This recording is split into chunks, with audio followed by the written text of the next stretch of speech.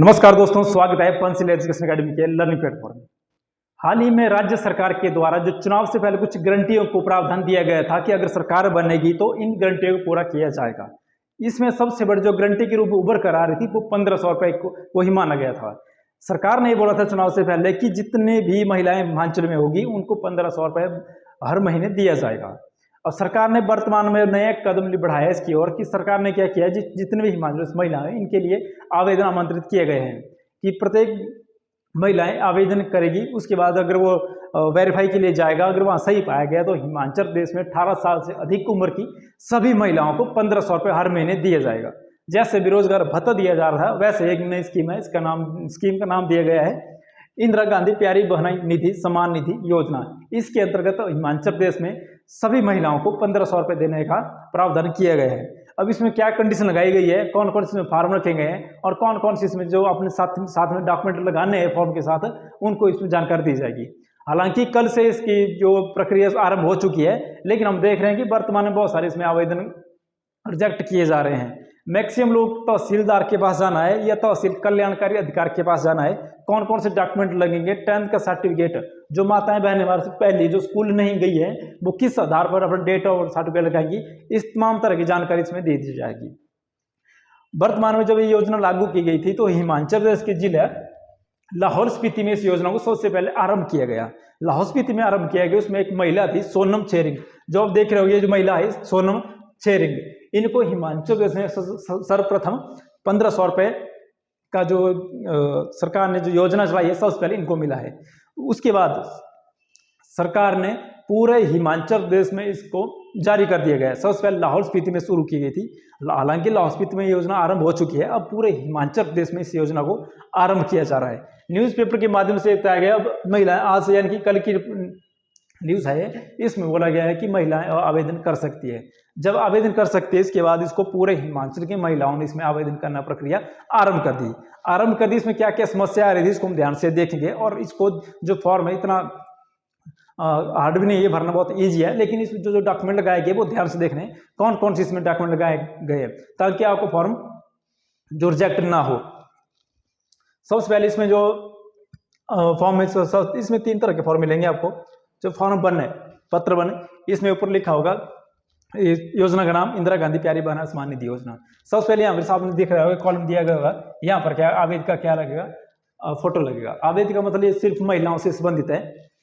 और इसमें सबसे पहले यहाँ आवेदिका के नाम लिखा जाएगा, जैसे कोई भी नाम होगा यहाँ पर आवेदिका का नाम लिखा जाएगा। और इसमें पिता का नाम, यहाँ पर आवेदिका के जो फादर होंगे उनका नाम यहाँ लिखा जाएगा। उसके बाद आवेदिका की माता का नाम, यहाँ माता का नाम आ जाएगा, यहाँ फादर का नाम आ जाएगा। उसके बाद अगर किसी महिला की शादी हो चुकी है उसके पति का नाम यहाँ पर दिया जाएगा।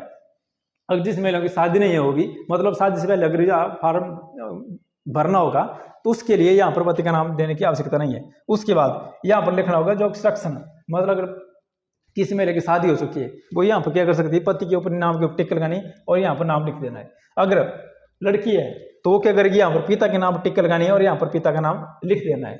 उसके बाद कॉलम नंबर 4 इसमें लिखेगा स्थायी पता, परमानेंट एड्रेस, जो गाँव होगा गाँव का नाम यहाँ पर लिखना है। उसके बाद वार्ड नंबर, जिस गाँव में होगे वहाँ पर क्या होता है पंचायत होते और वहाँ पर 6-7 वहाँ पर वार्ड होते हैं, तो वार्ड का नंबर यहाँ पर जरूर मेंशन करना है। उसके बाद पंचायत, जिस पंचायत से संबंधित आवेदन किए जा रहे हैं उस पंचायत का नाम यहाँ पर मेंशन करना जरूरी है, यहाँ पर नाम लिखना आवश्यक है। उसके बाद डाकघर, जो डाकघर होगा। उसके बाद तहसील और जिला, बिल्कुल सिंपल ऐसे एड्रेस दिया जाता है वैसे ऐसे में एड्रेस दिया जाएगा।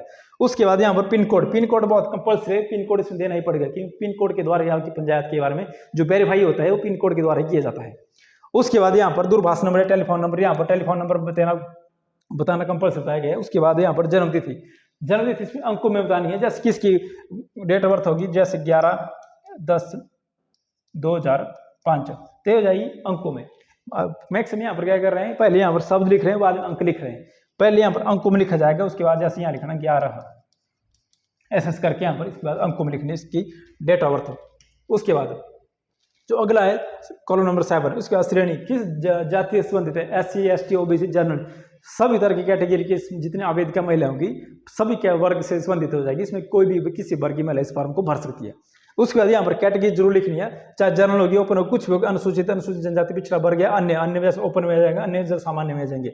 उसके बाद क्या आवेदिका अल्पसंख्यक समुदाय से संबंधित है, अल्पसंख्यक मतलब जो बौद्ध धर्म और जैन धर्म से संबंधित होगी।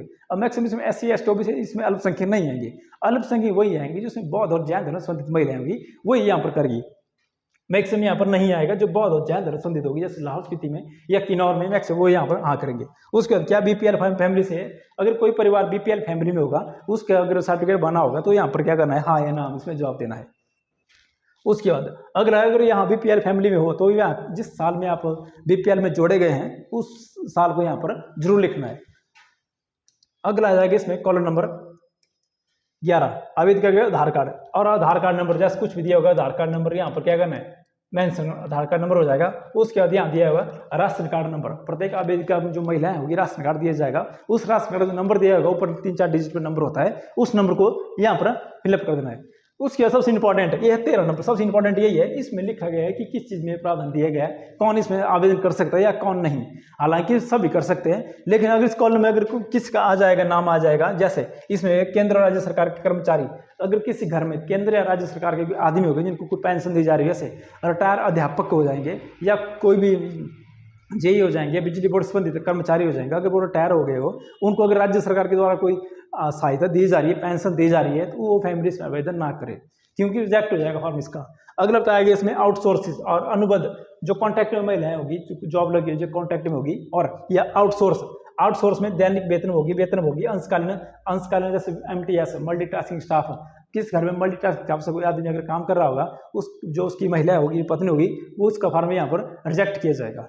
और उसके बाद बोला गया सैनिक विधवा, जैसे यहाँ पर क्या कंफ्यूज हो रहा था, अगर मान लो कोई बुजुर्ग महिला है या कोई विधवा महिला है, उन लोगों में मन में क्या मनसा आ रही थी कि एक तो विधवा पेंशन मिल रही है, उसके बाद 1500 रुपये और आ जाएगा, या वृद्धावस्था की पेंशन ऑलरेडी मिल रही है 1500 रुपये और आ जाएगा।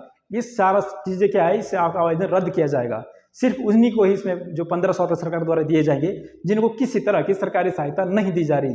किसी घर में अगर किसी ससुर को कोई पेंशन लग रही, वृद्धावस्था की पेंशन लगी है, उस ससुर की जो बहू होगी उनको ये 1500 रुपये नहीं दिया जाएगा। इसमें डायरेक्ट कॉलम नंबर 3 में यही बोला गया है। और इसमें मल्टीटास्किंग स्टाफ, जैसे स्कूल में मल्टीटास्किंग लगे हुए हैं, आशा वर्कर, मिड डे मील के कर्मचारी महिलाएं, आंगनबाड़ी में काम करने वाली महिलाएं, इनको इस स्कीम से बाहर रखा गया है।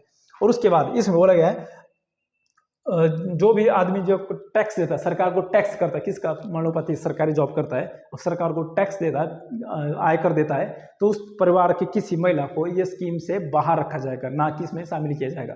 सबसे इंपॉर्टेंट है वृद्धावस्था। मैक्सिमम क्या कर रहे हैं यहाँ पर, वृद्धावस्था जो महिलाएं होगी वो क्या सोचती होगी कि एक तो वृद्धावस्था की पेंशन दी जा रही है और उसके बाद 1500 रुपये फिर से दिया जाएगा। जिन महिलाओं को वृद्धावस्था की पेंशन लग चुकी है वो इस फॉर्म को ना भरे, क्योंकि ये फॉर्म बाद में रिजेक्ट किए जाएंगे, क्योंकि उनको सरकार के द्वारा किसी न किसी रूप से आर्थिक सहायता दी जा रही है। ऐसी महिला इस फॉर्म को ना भरे तो बेहतर रहेगा, क्योंकि बाद में फॉर्म क्या हो जाएगा, रिजेक्ट किया जाएगा।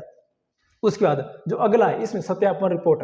अब मैक्सिमम क्या कर रहे हैं, जो महिलाएं हो रही है वो तहसीलदार के पास जा रही है वेरीफाई करने के लिए। जब इसमें क्लियर बताया गया है कि तहसील कल्याण अधिकारी जो वेलफेयर ऑफिसर होते हैं उनके पास ही जाएगा वेरीफाई करने के लिए। वेरीफाई करने के लिए कहाँ जाएगा, हो सकता है पंचायत में फिर से फार्म जाए, लेकिन जब ये फार्म भरा जा रहा है तो उसके साथ आपकी जो राशन जो पंचायत रिपोर्ट होती है, परिवार रजिस्टर नकल होती है, उसमें जरूर साथ में लगाना। परिवार रजिस्टर नकल लगने से ये आपका फार्म रिजेक्ट नहीं होगा, क्योंकि उस परिवार रजिस्टर की सहायता से आपकी डेट ऑफ बर्थ मेंशन की जाएगी, उसके आधार पर इसको प्रमाणित किया जाएगा।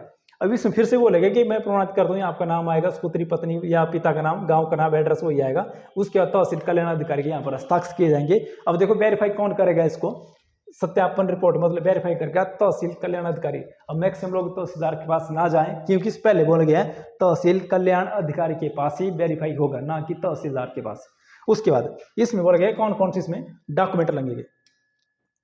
डॉक्यूमेंट सबसे पहले हो गए हिमाचली बोनाफाइड। सबसे पहले कंडीशन यही है इसमें कि सबसे पहले जो आवेदिका अप्लाई कर रही है, इसमें आवेदन कर रही है, वो हिमाचल प्रदेश की स्थायी निवासी होना कंपलसरी है। उसके बाद इसमें बोला गया है आयु प्रमाण पत्र। और मैक्सिमम यहाँ पर मैक्सिमम लोगों के पास जो 10वीं का सर्टिफिकेट नहीं है, क्योंकि जब किसकी उम्र 50-60 साल होगी उनके पास सर्टिफिकेट नहीं है। अब वो उनकी डेट ऑफ बर्थ कैसे मेंशन की जाएगी, तो उनकी डेट ऑफ बर्थ जो परिवार रजिस्टर नकल होती है जो पंचायत के द्वारा से दी जाएगी वो लगाना कंपलसरी मानी गई है। यहाँ पर मैक्सिमम यहाँ पर 10th सर्टिफिकेट लगा रहे हैं, वो तो लगेगा ही लगेगा, लेकिन आपकी डेट ऑफ बर्थ मेंशन करने के लिए इसमें जो दिया जाएगा वो परिवार रजिस्टर की नकल को ही इसमें मान्य माना जाएगा। तीसरा वर्ग है कि बैंक डाकघर की कॉपी, उसके आधार कार्ड की कॉपी, राशन कार्ड की कॉपी और बौद्ध भिक्षु, जो भी बौद्ध भिक्षु होगी उनकी पंचायत या बौद्ध मठों की चोमों द्वारा प्रमाण, उनको जो बौद्ध मठ या जैन धर्म होते हैं उनका अलग इनका जो प्रमाण पत्र दिया जाता है, वो एक संस्था है चोमो, इनके द्वारा इनको दिया जाता है प्रमाण पत्र। जब एक सारे फॉर्म भर दिए जाएंगे, आपको नेक्स्ट मंथ से आपको हिमाचल प्रदेश सरकार के द्वारा क्या दिया जाएगा, जो 1500 रुपये की स्कीम है वो धीरे धीरे आपके खाते में आना शुरू हो जाएगी। तो हिमाचल प्रदेश की जो ये सरकार की जो गारंटी थी ये पूरा होते यहाँ से दिखाई दे रही है। मिलते हैं अगली वीडियो में, तब तक के लिए जय हिंद।